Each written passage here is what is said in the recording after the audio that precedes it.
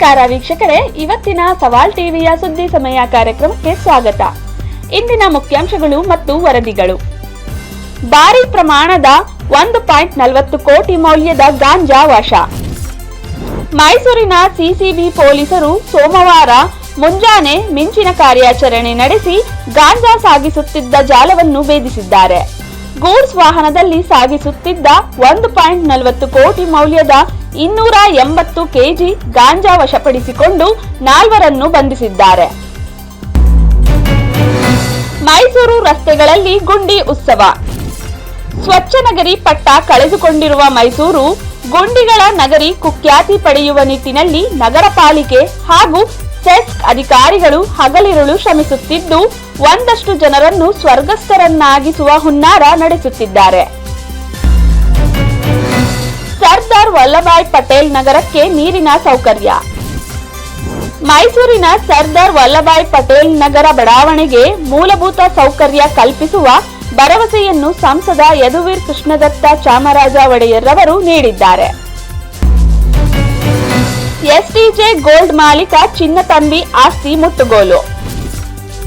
ಮೈಸೂರು ಅಡವಿಟ್ಟ ಚಿನ್ನ ಬಿಡಿಸಿ ಹೆಚ್ಚಿನ ಬೆಲೆಗೆ ಖರೀದಿಸುವುದಾಗಿ ಹೇಳಿ ವಂಚನೆ ಮಾಡುತ್ತಿದ್ದ ಆರೋಪ ಹೊತ್ತಿರುವ ಮೈಸೂರಿನ ಎಸ್ಟಿಜೆ ಗೋಲ್ಡ್ ಮಾಲೀಕ ಸೌಂದರ್ ರಾಜ್ ಅಲಿಯಾಸ್ ಚಿನ್ನತಂಬಿ ಆಸ್ತಿಪಾಸ್ತಿಯನ್ನು ಮುಟ್ಟುಗೋಲು ಹಾಕಿಕೊಳ್ಳುವುದು ಎಂದು ನಗರ ಪೊಲೀಸ್ ಆಯುಕ್ತ ಸೀಮಾ ಲಟ್ಕರ್ ತಿಳಿಸಿದ್ದಾರೆ.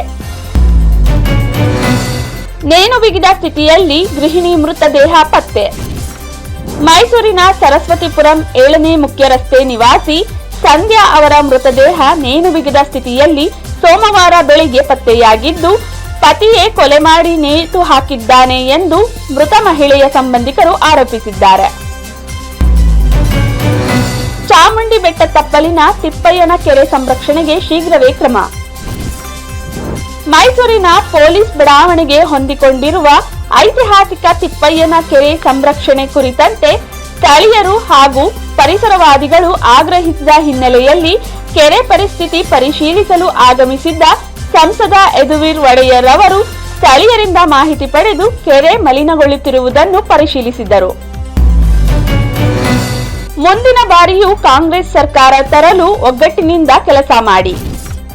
ಬೆಂಗಳೂರು ಪಕ್ಷಭೇದ ಮರೆತು ಎಲ್ಲರನ್ನೂ ಒಟ್ಟಿಗೆ ಕರೆದುಕೊಂಡು ಹೋಗಿ 2028ರ ವಿಧಾನಸಭಾ ಚುನಾವಣೆಗೆ ಗೆಲುವು ನಿಮ್ಮ ಗುರಿಯಾಗಿರಲಿ ಎಂದು ಮುಖ್ಯಮಂತ್ರಿ ಡಿಕೆ ಶಿವಕುಮಾರ್ ಅವರು ತಮ್ಮನ್ನು ಭೇಟಿಯಾದ ಮೈಸೂರು ಭಾಗದ ಮುಖಂಡರಿಗೆ ಕಿವಿಮಾತು ಹೇಳಿದ್ದಾರೆ.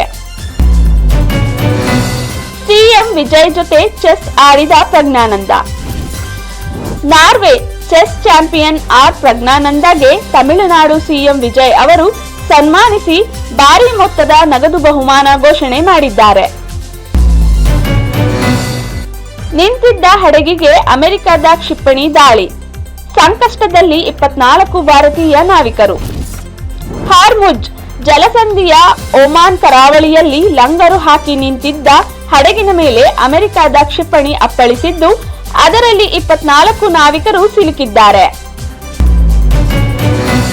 ಅಫ್ಘಾನಿಸ್ತಾನ್ ವಿರುದ್ಧ ಭಾರತಕ್ಕೆ ಐತಿಹಾಸಿಕ ಗೆಲುವು. ಮುಲ್ಲಾನ್ಪುರ್ ಇಲ್ಲಿನ ಮಹಾರಾಜ ಯದವೀಂದ್ರ ಸಿಂಗ್ ಅಂತಾರಾಷ್ಟ್ರೀಯ ಕ್ರೀಡಾಂಗಣದಲ್ಲಿ ಅಫ್ಘಾನಿಸ್ತಾನ್ ವಿರುದ್ಧ ನಡೆದ ಏಕೈಕ ಟೆಸ್ಟ್ ಪಂದ್ಯದಲ್ಲಿ ಟೀಂ ಇಂಡಿಯಾ ಇನ್ನಿಂಗ್ಸ್ ಹಾಗೂ 300 ರನ್ಗಳ ಭಾರೀ ಅಂತರದ ಗೆಲುವು ದಾಖಲಿಸಿದೆ. ಇದಿಷ್ಟು ಇವತ್ತಿನ ಸುದ್ದಿಗಳು. ಹೆಚ್ಚಿನ ಸುದ್ದಿಗಳಿಗಾಗಿ ಸವಾಲ್ ಟಿವಿಯನ್ನು ಸಬ್ಸ್ಕ್ರೈಬ್ ಮಾಡಿ. ಈ ವಿಡಿಯೋ ಇಷ್ಟವಾಗಿದ್ದಲ್ಲಿ ಲೈಕ್ ಮಾಡಿ, ಶೇರ್ ಮಾಡಿ. ನಿಮ್ಮ ಅನಿಸಿಕೆಗಳನ್ನು ಕಮೆಂಟ್ನ ಮೂಲಕ ನಮಗೆ ತಿಳಿಸಿ.